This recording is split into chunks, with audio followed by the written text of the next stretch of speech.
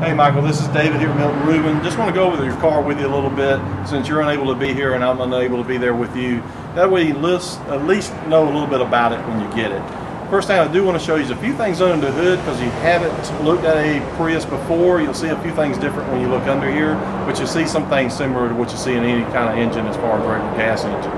Down here, of course, you got your gas engine and your electric engine side by side.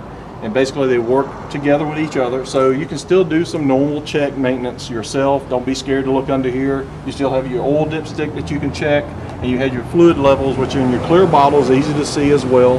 Now you will notice something. You will see a coolant reservoir here and also a coolant reservoir over here.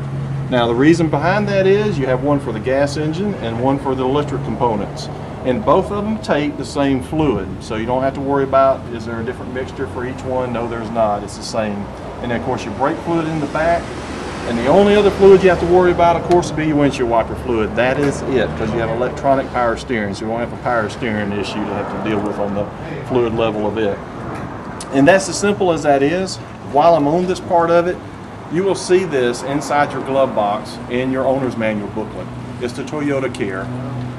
I'm going to have it in there for you and basically explain this to you. For the next 2 years, 25,000 miles, all of your scheduled maintenance on this vehicle will be paid for by Toyota. So what you want to do is find a Toyota dealership up there that you'll feel comfortable with that's close by. Bring your vehicle in there and they'll handle all the maintenance for you. Basically what you're going to get for the next 2 years, 25,000 miles, you're going to get all of the scheduled maintenance that it calls for in the maintenance book, as well as 24/7 roadside assistance. You get a flat tire, don't worry about it. Call the 800 number here on the back.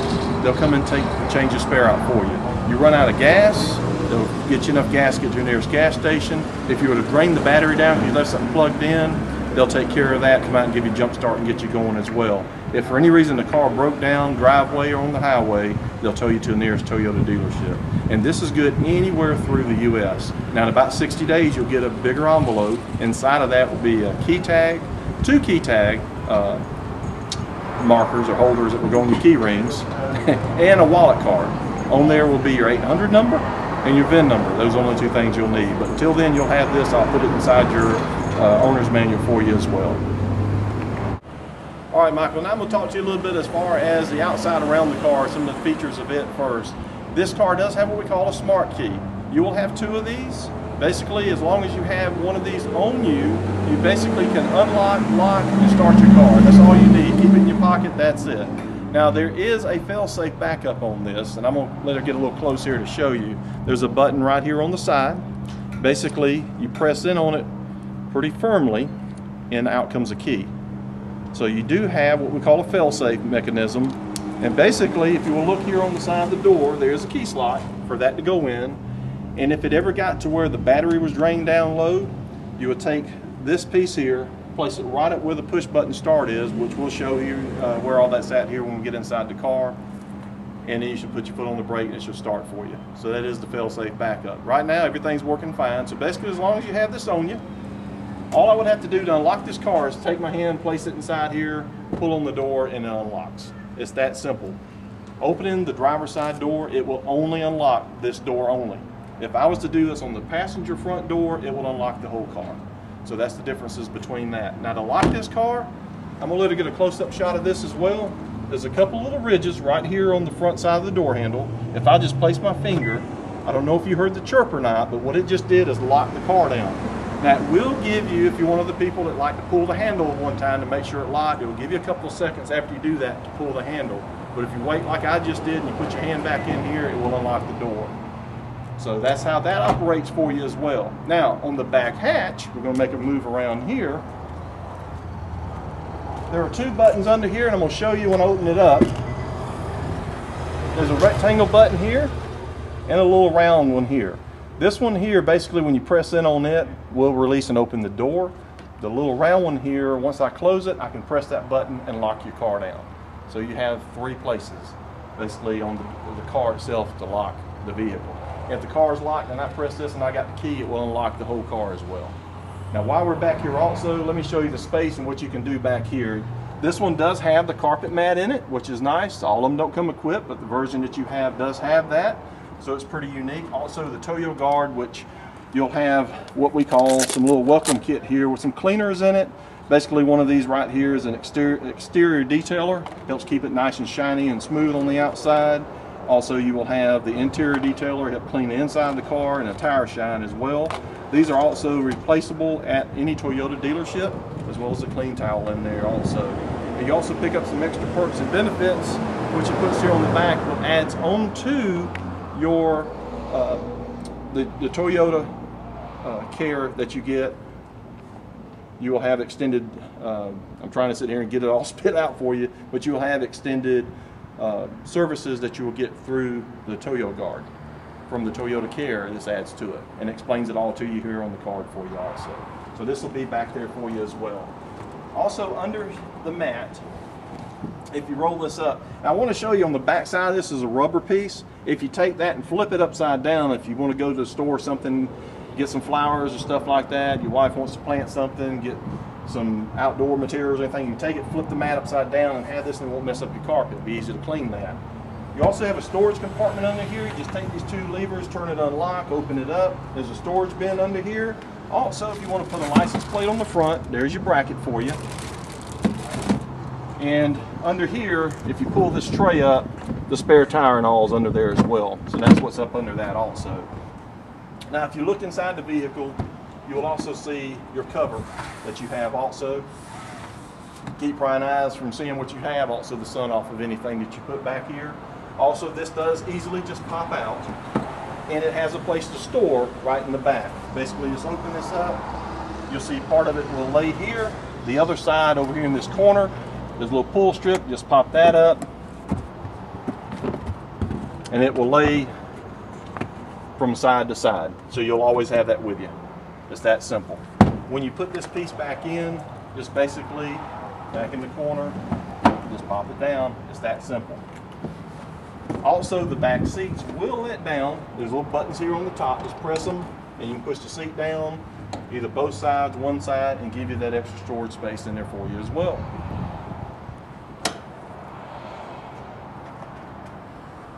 All right, Michael, now we're going to go over a few things on the inside of the car for you. What I want to show you before we get inside is some of the controls on the driver's side here that's easier to see from this angle.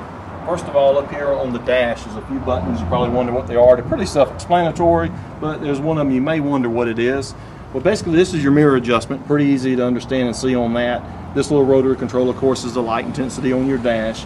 Now, this little button right here that's got a fan on it, basically what that's going to do, because you have what we call the solar sunroof panel. The solar panel charges an interior fan, basically. That's all it does. On a hot day outside, it will ventilate the air inside the car, using none of your car battery's power. It's using nothing but the solar panel on the top. That's what that is. It's pretty unique as well.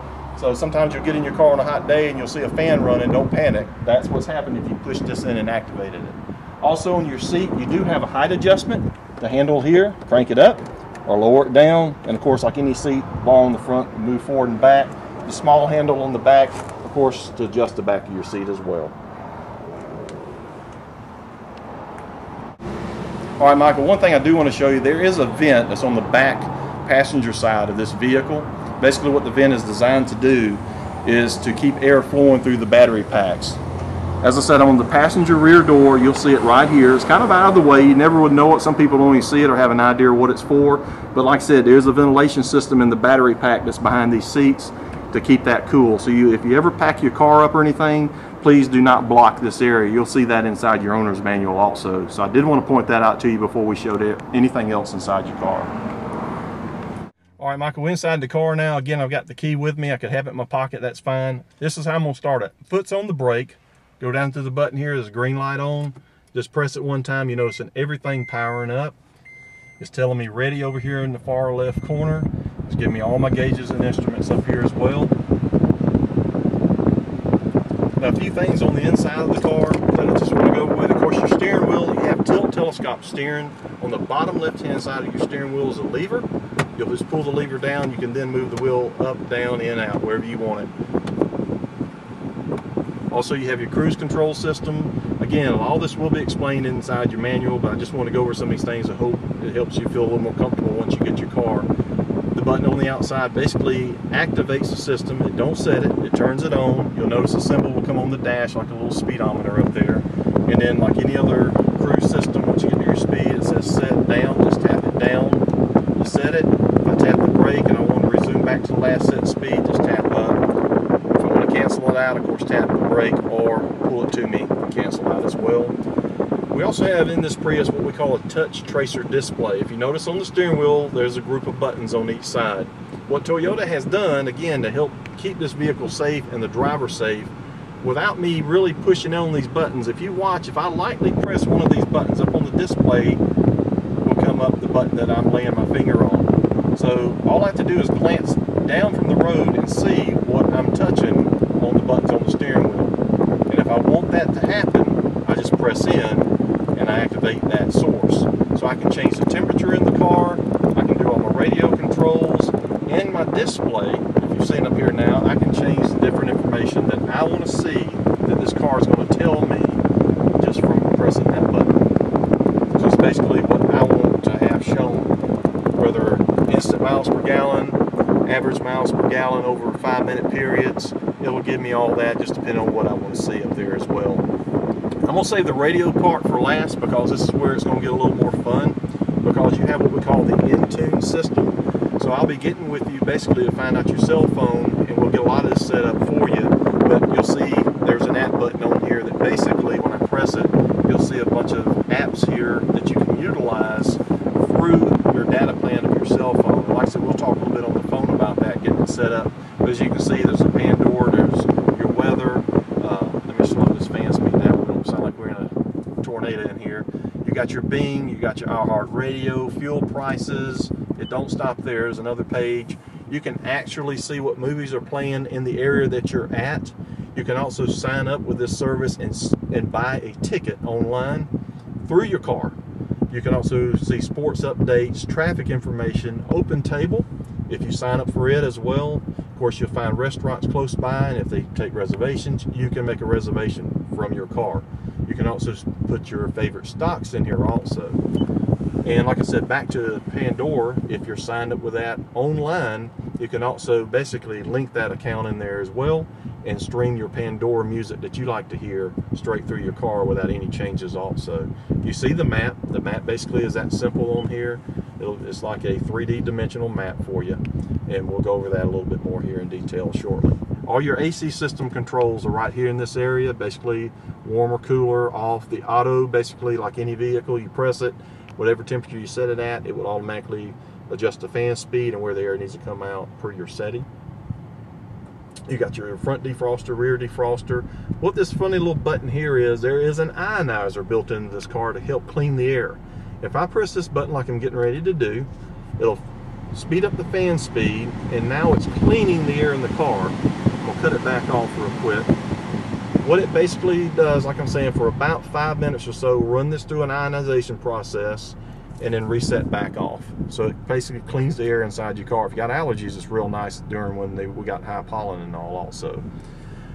Again, you can adjust your temperature setting on your steering wheel, and it gives you your outside temperature in here as well. Now when you get in this area, this is your gear lever. Basically all you have is a reverse, neutral, drive, and the B is not a boost, it's a brake. And this is all spring loaded, so it will always go back to that same spot. Basically when you put on the brake, I can just pull down and go in drive. It will give me the indication up there I'm in drive. If I want to go to reverse, I hit it in reverse, you'll hear the beeping, and you also get your backup camera in here as well. And if I want to go to park, there's a button right here. I just press it to go back to park. Now it will go in park in two different ways. I can either press the button or cut the car off. It would automatically go in park if I cut the car off. Now let me explain what the B does. You're driving a car that's basically driven by electric motors. There is no combustion engine that's there helping slow down when you're going down a hill. So instead of wasting that energy, this is a brake mode. Basically, if I put it down in B, it will convert the car over to where it'll take the energy from the gas engine and slow the car down and regenerate back the batteries quicker. So you don't have to lay on the brakes as much. If you didn't use the B, and basically find out when you're going down a hill, just push it down in B, you'll notice the car will start slowing down. It'll start generating that battery up quicker instead of wasting it and braking. So that's what that is. It's a brake mode. So if you're going down a hill, instead of staying on your brakes a lot, which it will utilize that for a charge, but it will help as far as not having to use your brakes as much and quickly charge it even quicker by the brake mode. And if you're in brake mode, you can change it right back over into drive as you're going down the road. You don't have to stop to change those out. There are 3 buttons up here as well. I'm gonna let her look at for you here. Basically, there is a EV, an Eco, and a Power. Now, your miles per gallon on this vehicle is set without any of these into place. What this is doing is basically giving you more control of your Prius. Your EV mode can only be operated if there's enough charge on the battery to basically allow this car to run on nothing but electric. There are limitations. Again, enough charge on the battery, the car cannot go over or exceed 20 miles per hour, and it'll be limited time of how long that can last as well. The benefit of this is if you're in downtown or a parking lot, parking garage, you can just hit the button, and that way it's going to use the electric power there that's stored and just save you fuel. The next button beside it is Eco. What it will do basically is lower the consumption of power this car is taking. Like right now, the AC system is the biggest hog of it all. It doesn't take away from any of the safety or anything. All that's still there. It's going to take away from the basically usable settings features. So basically your air conditioner. It will lower the power consumption that it needs to operate. Again, lowering the amount of energy that the battery is going to have to be drained from.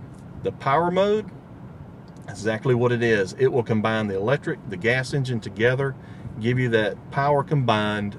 If you're basically merging into traffic up in Atlanta, you're going to be doing that quite often, but merging in the traffic, you need that extra boost of power, passing somebody, hit that button. It will give you the full combination of the gas electric engine together to get you moving along.